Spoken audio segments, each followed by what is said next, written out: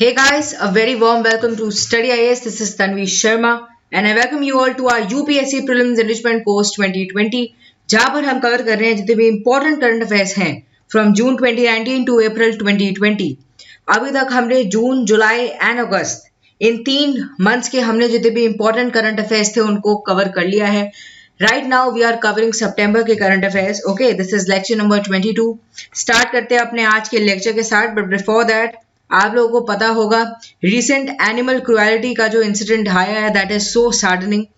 हम एक ही चीज विश कर रहे हैं गवर्नमेंट से कि जो भी लोग इसमें इन्वॉल्व हैं उनको हाईएस्ट पेनल्टी मिले, उनको सजा जरूर मिले, क्योंकि एनिमल क्रुएलिटी एक ऐसी चीज है जिसको इग्नोर बिल्कुल नहीं करना चाहिए। This is really a very bad example of humanity. जो भी देखने को मिला है जिनकी वजह से उनकी डेथ हो गई that is like not acceptable at all. So it is a request to the government, please take very strict action regarding all those people who are involved in this killing. Start करते हैं अपने lecture के साथ, but before that, if you are planning to move to Unacademy Plus subscription, do not forget to use our discount code STUDYIS to avail extra discount. If you have any doubt, any query, आप हमें Telegram, Instagram, Facebook, Gmail इन सब के through contact कर सकते हैं। We are on all of these platforms and we would be really happy to help you. Start करते हैं अपने आज के टॉपिक्स के साथ।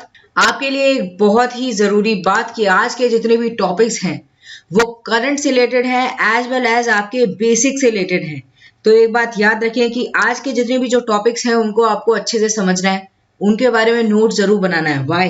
Because they are related to your basics. ये रहने वाले हैं, ठीक है। जैसे अभी हम डिस्कशन में लेंगे एक्सटर्नल बेंचमार्क रेट को, so it is part of the basics. Okay, economy के बेसिक्स में आता है, तो आपको पता होना चाहिए कि हम इसको क्यों लेकर आए। What is internal benchmarking, what is external benchmarking, पहले हम क्या यूज करते थे, अभी हम क्या यूज कर रहे हैं। ओके, तो इसको बहुत ध्यान से सुनना। अब ऐसा कुछ आर्टिकल देखने को मिला, अब इसके बारे में हम थोड़ा सा डिस्कशन में ले लेते हैं। RBI that is reserve bank of India ने मैंडेटरी कर दिया for all the banks, private हो चाहे पब्लिक सेक्टर बैंक्स हो, कि आपको लिंक करना पड़ेगा न्यू फ्लोटिंग रेट लोन से। चाहे आप पर्सनल रिटेलर को लोन दे रहे हो या एमएसएमई को लोन दे रहे हो, आपको एक एक्सटर्नल बेंचमार्किंग के थ्रू ही जो इंटरेस्ट रेट है उसको डिसाइड करना होगा। और ये कब से इफेक्ट में देखने को मिला, हमें 1 अक्टूबर 2019 से आता हुआ नजर आया। इससे क्या होगा, एक फास्टर ट्रांसमिशन होगा मॉनेटरी पॉलिसी रेट का। क्या देखने को मिल रहा था कि जो आरबीआई है वो तो अपना इंटरेस्ट रेट कम कर देते थे, बट जो बैंक है वो अपना इंटरेस्ट रेट कम नहीं करते थे। अब अगर बैंक अपना इंटरेस्ट रेट कम नहीं करेंगे तो हो सकता है कि जो पब्लिक है उन तक उस चीज का फायदा नहीं हो पाए। तो इसको और भी ज्यादा इफेक्टिव बनाने के लिए, मॉनेटरी पॉलिसी रेट को और भी ज्यादा इफेक्टिव बनाने के लिए आरबीआई लेकर आई है a new external benchmarking rate. देखिए, ये कुछ कंसेप्ट हैं जो कि आपको पहले से ही पता होने चाहिए कि पहले आरबीआई कैसे करता था, पहले बैंक कैसे अपने जो इंटरेस्ट रेट हैं उनको डिसाइड करते थे। सबसे पहले हमें देखने को मिला PLR, जिसको हम कहते हैं प्राइमरी लेंडिंग रेट रेजीम, ठीक है। उसके बाद हमें क्या देखने को मिला, उसके बाद आया very famous base rate regime. इस बेस रेट रेजीम में क्या था कि वैसे ये दोनों ही इंटरनल बेंचमार्किंग रेट हैं, यानी जो बैंक है वो डिसाइड करती है कि उनको कैसे अपने लेंडिंग रेट रखने हैं, बट आरबीआई की कुछ गाइडेंस उनके ऊपर वर्क करती है, उसी के बेसिस पर वो अपने लेंडिंग रेट को डिसाइड करते हैं। अब पहले हम बात करते हैं कि जो रेट था उसमें क्या था। उसमें बेसिकली कुछ पैरामीटर्स ध्यान में रखते थे बैंक्स। पहले कि कॉस्ट ऑफ फंड क्या है, ओके। उसके बाद देखने को मिलता था दी प्रॉफिट, कि कितना प्रॉफिट मिल रहा है बैंक को, ओके। फिर थर्ड है ऑपरेशनल एक्सपेंसेस। ऑपरेशनल एक्सपेंसेस का मतलब है कि एक बैंक को कितना पैसा लगाना पड़ रहा है ओवरऑल पूरे मैकेनिज्म में, बैंक क्या क्या करता है, कैसे पैसे लेता है, कैसे डिपॉजिट लेता है, उसके बाद कैसे उनको आगे फाइनेंस करता है, ठीक है, वो सब expenses. And fourth is the cost of CRM, ठीक है। तो ये कुछ चीजें थी जिनके बेसिस पर बैंक रेट डिसाइड होता था एंड उसके बाद लैंडिंग रेट डिसाइड होता था, ठीक है। और ये दोनों क्या थे, ये दोनों एक तरह के इंटरनल बेंचमार्किंग थे, एज वेल एज जो हम थर्ड बात करने वाले हैं, जो हमें रिसेंटली आप लोगों को पता ही होगा MCLR, वो भी एक तरीके का इंटरनल बेंचमार्किंग थी, ठीक है। इंटरनल बेंचमार्किंग का मतलब मतलब जो बैंक्स हैं वो डिसाइड करते थे, बट कुछ गाइडलाइंस थी आरबीआई की, उनके तहत ही जो बैंक थी वो अपनी लेंडिंग रेट डिसाइड करती थी। तो recently very famous MCLR, marginal cost of lending rate, हमें देखने को मिला। बट अभी क्या है, अभी आरबीआई लेकर आ गई है एक external benchmark rate. External benchmarking मतलब अभी आरबीआई ने कुछ न्यू डिसीजंस लिए हैं जिनके बेसिस पर जो बैंक हैं वो अपने लेंडिंग रेट को डिसाइड करेंगे। ठीक है, उनके बारे में हम आगे में डिस्कशन में लेंगे, बट आप अभी ये समझ जाइए कि आरबीआई ने क्या क्या चीजें की हैं। ठीक है, पहले ये चीजें देखने को मिलती थी, अभी हमें एक्सटर्नल बेंचमार्क रेट देखने को मिलेगी। ठीक है, अब बात करते हैं एक्सटर्नल बेंचमार्क के बारे में। इसमें क्या है, एक एक्सटर्नल क्राइटेरिया है जिसके बेसिस पर जो बैंक है वो अपना लेंडिंग रेट डिसाइड करेंगी। सबसे पहला आरबीआई ने बताया है रेपो रेट, कि रेपो रेट के बेसिस पर bank choose RBI repo rate as a lending rate. Okay, second है 3 मंथ ट्रेजरी बिल या फिर 6 मंथ के जो ट्रेजरी बिल यील्ड होती है उसके बेसिस पर लेंडिंग रेट को डिसाइड किया जाए। थर्ड है other benchmark interest rate published by FBIL, that is financial benchmark India limited. ठीक है, अब क्या होगा, अक्टूबर 1 2019 से जो भी बैंक्स हैं वो अपने लेंडिंग रेट इनके बेसिस पर डिसाइड करेंगे। Okay, at present interest rate on loan are linked to marginal cost lending rate. ठीक है, इसके अंदर भी काफी सारी चीजें होती हैं जिसके बेसिस पर डिसाइड होता है। ठीक है, हम आगे उसको डिस्कशन में ले लेंगे। Those customers wanting to switch to repo linked rate can do so on a mutually acceptable term। ठीक है, mutually acceptable term के बेसिस पर भी ये हो सकता है। Adoption of multiple benchmark by the same bank is not allowed। ऐसा नहीं है कि आप बहुत सारी चीजें एक साथ इस्तेमाल कर लो। आपको under this external benchmarking regime आपको रीसेट करना पड़ेगा एटलीस्ट वंस एवरी 3 मंथ्स अपने लेंडिंग रेट को, कि आप कैसे डिसाइड करते हैं, क्या आपका पैरामीटर है, आपको हर 3 महीने में उसको डिसाइड करना होगा। अब बात करते हैं fixed versus floating exchange rate की।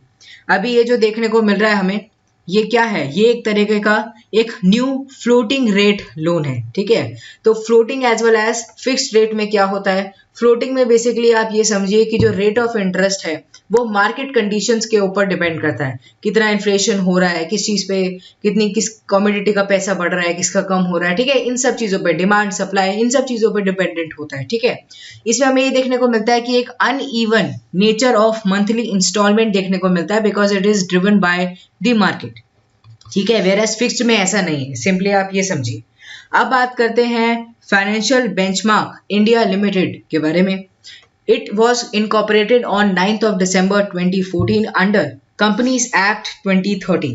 ठीक है, it was recognised by RBI as an independent benchmark administrator on July 2, 2015। तो ये क्या है, ये एक इंडिपेंडेंट बेंचमार्क एडमिनिस्ट्रेटर है। मेन ऑब्जेक्टिव है इस कंपनी का to act as a administrators of Indian interest rate and foreign exchange benchmark and to introduce and implement policies and procedure to handle the benchmark, कि benchmark को कैसे handle किया जाए।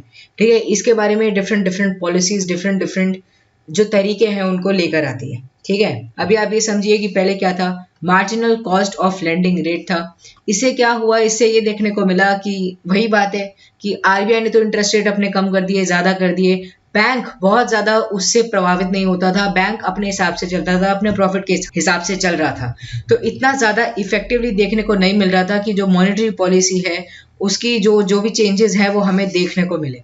अभी क्या है, अभी जो चेंजेस हैं वो चेंज होते रहेंगे। ठीक है, मार्केट के ऊपर बेस्ड होगा, एज वेल एज जो आरबीआई है वो भी अपनी थोड़ी सी इंटरवेंशन करती रहेगी। तो क्या होगा कि आरबीआई जो मॉनेटरी पॉलिसी के जो बेनिफिट्स लोगों को देना चाह रही है वो इजीली हो पाएंगे।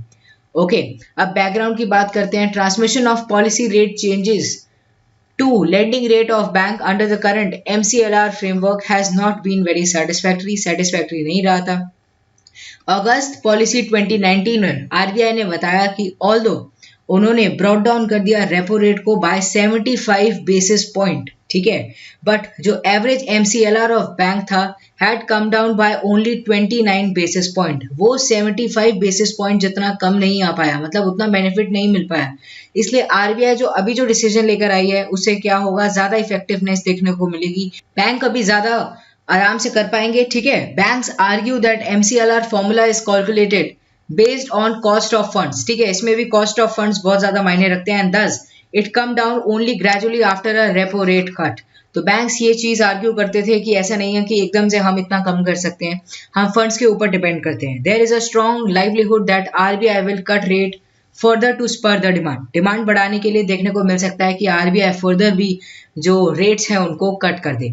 The external benchmark was first proposed by the former governor Urjit Patel in 2018। ठीक है, 2018 में इसके बारे में बात करी गई थी। The norms for external benchmark linking of interest rate was scheduled to be operational from April 1, but owing to protest by the bank, the same was deferred. जो भी protest चल रहे थे regarding the increasing NPAs and all, बहुत ज़्यादा problem चल रही थी, इसलिए उस समय आते हुए नहीं नजर आ पाए। अभी गवर्नमेंट ने 2019 में डिसीजन लिया कि finally they will switch to the external benchmarking rate. Okay, अब की टर्म्स के बारे में बात कर लेते हैं। सबसे पहले बात करते हैं about marginal cost of lending rate. It came into effect in 1st of April 2016. It is a benchmark lending rate of floating rate loans. ठीक है, मतलब ये भी थोड़ा सा मार्केट पर डिपेंड करता है।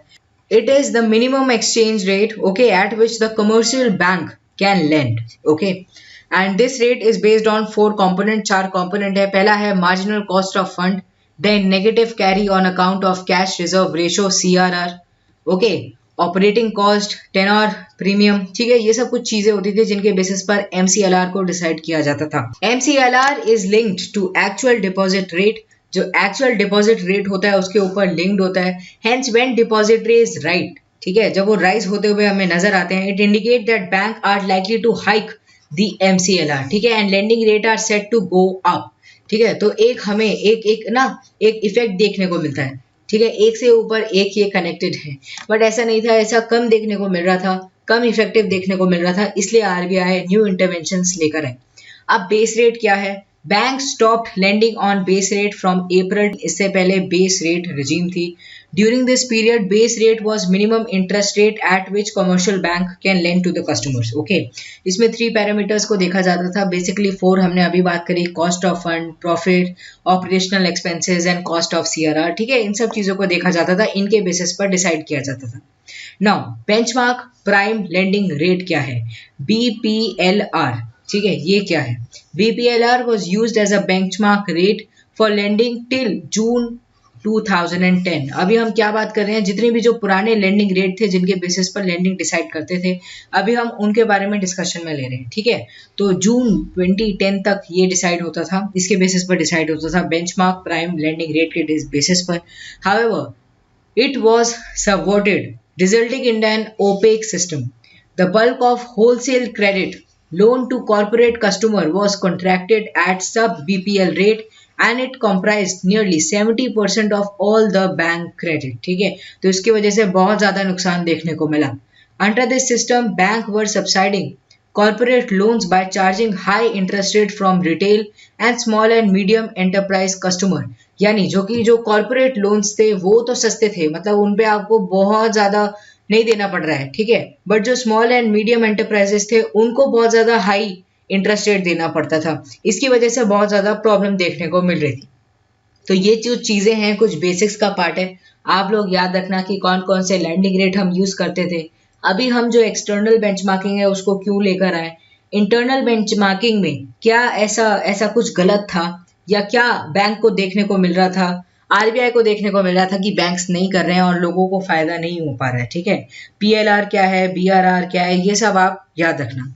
Let's move on to the next topic that is imported inflation.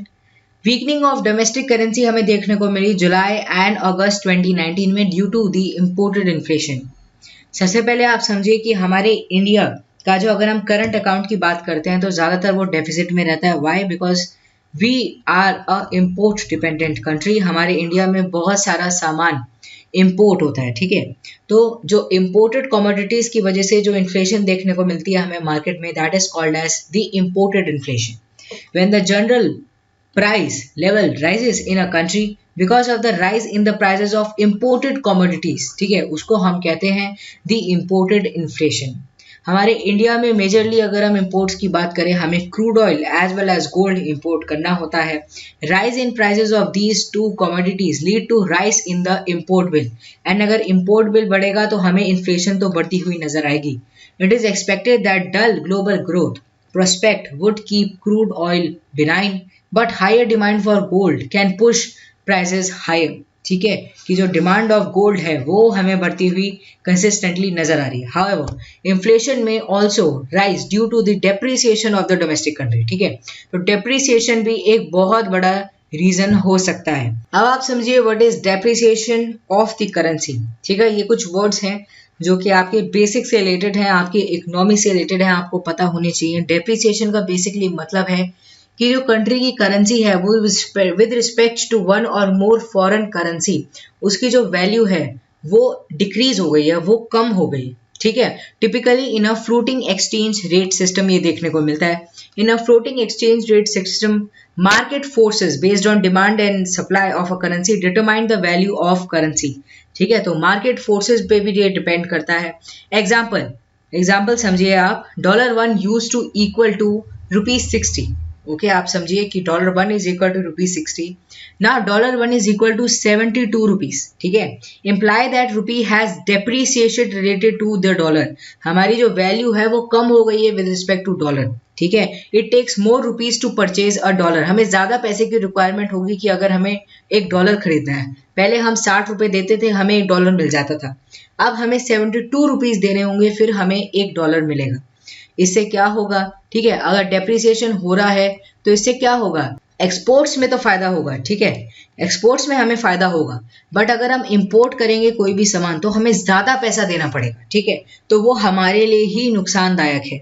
It make export more competitive, ज्यादा कॉम्पिटिटिव हो जाते हैं, वेयर एज इम्पोर्ट्स जो हो जाते हैं वो हमारे बहुत महंगे हो जाते हैं क्योंकि हमें ज्यादा पैसा देना पड़ता है. It is different from devaluation within the government of a country makes a conscious decision to lower its exchange rate. ठीक है, आप इसको devaluation से कंपेयर ना करें. devaluation and depreciation ये दोनों different है. Devaluation is used when government reduces the value of currency under fixed rate system. ठीक है, whereas अगर हम depreciation की बात करें तो the currency falls under floating rate system. ठीक है, तो ये दोनों एक दूसरे से बहुत ज्यादा different है.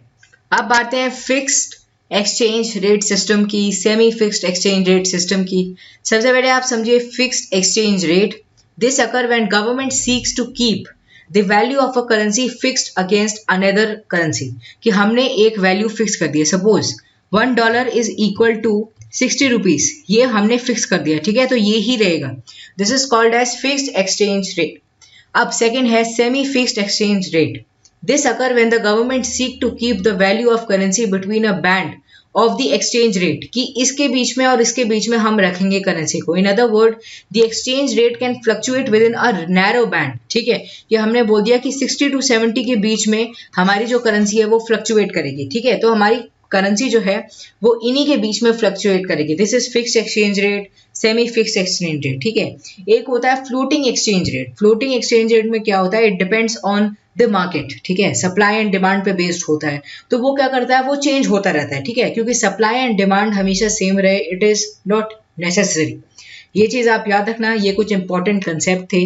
आई tried my best to tell you कि इन सब का मीनिंग क्या है. ठीक है, आप अपनी बुक्स में, आप अपनी एनसीईआरटीज में इन वर्ड्स को बार बार देखते होंगे. What is devaluation, what is depreciation, what is inflation, what is fixed exchange rate, semi fixed exchange rate. Then अभी जो रिसेंटली एक्सटर्नल बेंचमार्क रेट किया है, इंटरनल बेंचमार्क रेट किया है, व्हाट इज एमसीएलआर. ठीक है, तो ये सब आज हमने डिस्कशन में लिए. इनको आप रिवाइज जरूर करना, आपको बहुत अच्छे से उसके बाद ये समझ आ जाएंगे. चलिए आगे बढ़ते हैं अपने अगले टॉपिक की तरफ, that is Bombay blood group. Recently, there has been a spike in demand for a rare blood type that is called as Bombay blood group. आपने commonly देखा होगा that we are A positive, B positive, AB blood group है, O positive है, but ये एक अलग ही तरह का blood type है जो कि देखने को मिलता है, that is called as Bombay blood group. Under the ABO blood group system, blood group are classified into 4 common blood group, A, B, AB, O. ठीक है, ये आप देख सकते हैं. ठीक है, इन बेसिस पर ज्यादातर कॉमनली देखा जाता है.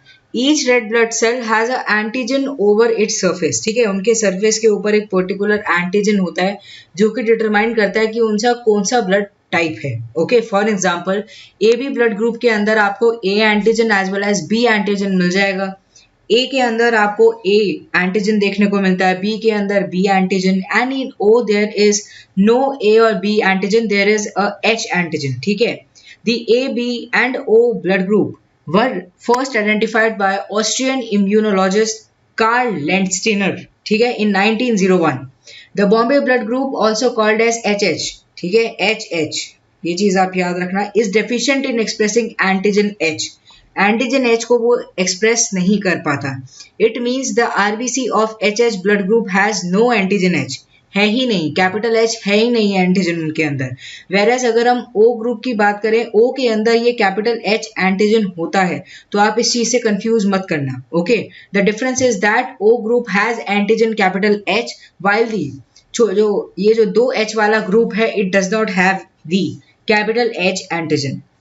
The rare blood group was first identified in Mumbai, सबसे पहले मुंबई में देखने को मिला in 1952 by Dr. Y.M. Bhende, okay. Globally, the HH blood group has an incidence of 1 in 4 million. However, this blood group is more common in South Asia. South Asia में ज़्यादा देखने को मिल रहा है as compared to anywhere else because of inbreeding and close community marriages. In India, 1 person in 7,600 to 10,000 people are born with this type of blood group. Okay, and इन लोगों को बहुत ज़्यादा प्रॉब्लम होती है ब्लड ट्रांसफ्यूजन के time पर, क्योंकि इनका पर्टिकुलरली जो ब्लड टाइप है दैट इज़ वेरी रेयर, और उसको वैसा ही सेम ब्लड लेकर आना for transfusion is very hard, okay. And the individual with Bombay blood group can only be transfuse blood from individual of Bombay HH phenotype only, which is very rare, ठीक है, it is very rare to find this type of blood group. Rejection में आकर if they receive blood like A, B, AB, O, क्योंकि उनके पास वो antigen ही present नहीं है। In contrast, HH blood group can donate their blood to ABO blood type, ठीक है, वो ABO blood type को अपना ब्लड दे सकते हैं। ये आप देख सकते हैं, antigen A, antigen A, antigen B, antigen A plus B, antigen neither A neither B में क्या क्या चीज़ें देखने को मिलती हैं, ओके, क्या क्या फैक्टर होते हैं। This group is generally not stored in blood banks mainly because it is rare and the shelf life of blood is 35 to 42 days, ठीक है, ज़्यादा दिन तक नहीं टिक पाता है ब्लड। तो ये चीज़ आप याद रखना, this is a very important topic. Let's move on to the next topic that is Jan Soochna portal. State government of Rajasthan ने रिसेंटली लॉन्च किया 2019 में public information portal called as Jan Soochna portal 2019। The portal aims to provide information to the public about the government authorities and department, empowering them with access to useful information, कि उनको सब चीज़ें पता हों about how the government authorities are working and how the departments are working. The portal was developed by the government officials in close collaboration with the IT professionals, ठीक है।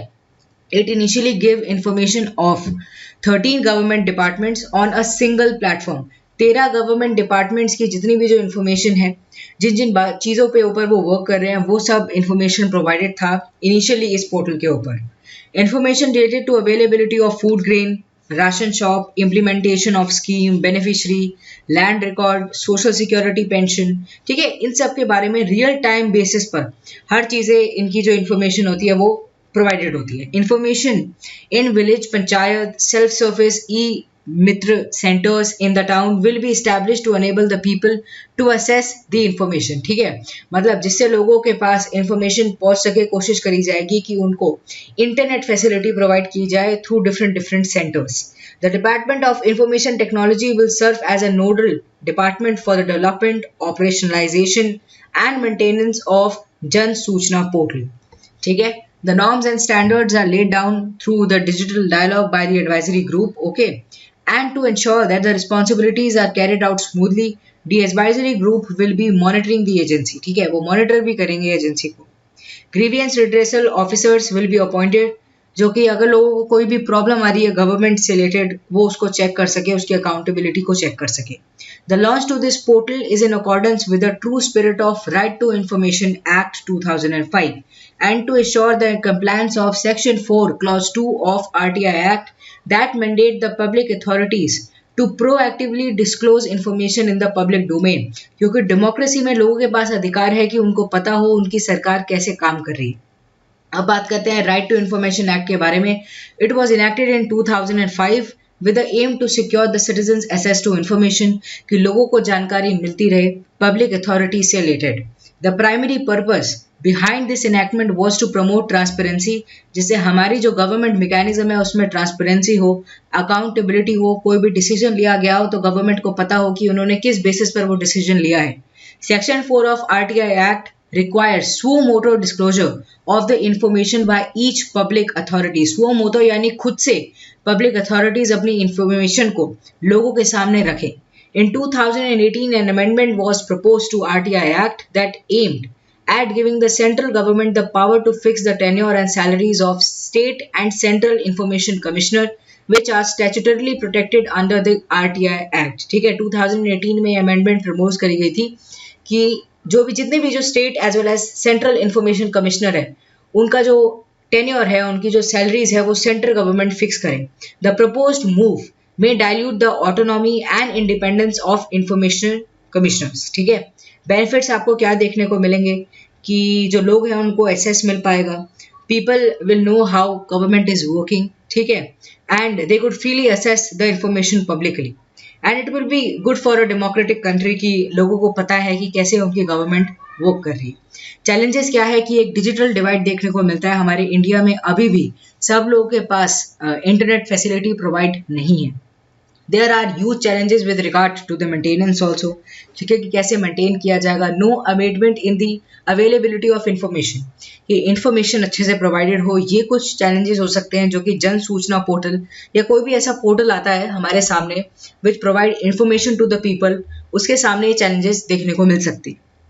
Way forward यही है कि there is need to host the GSP in a decentralised location right down to a municipal ward panchayat level, यानी छोटे level से लेकर बड़े लेवल तक, छोटी अथॉरिटी से लेकर बड़े लेवल तक जितनी भी जो इन्फॉर्मेशन है वो लोगों को प्रोवाइडेड हो, ठीक है, एक फेयर मैनर में, तभी ये अच्छे से वर्क कर पाएगा। लोगों को पता हो क्या क्या वेलफेयर स्कीम उनके लिए प्रोवाइडेड है, उनको क्या क्या सुविधाएं मिल सकती हैं with respect to health and education.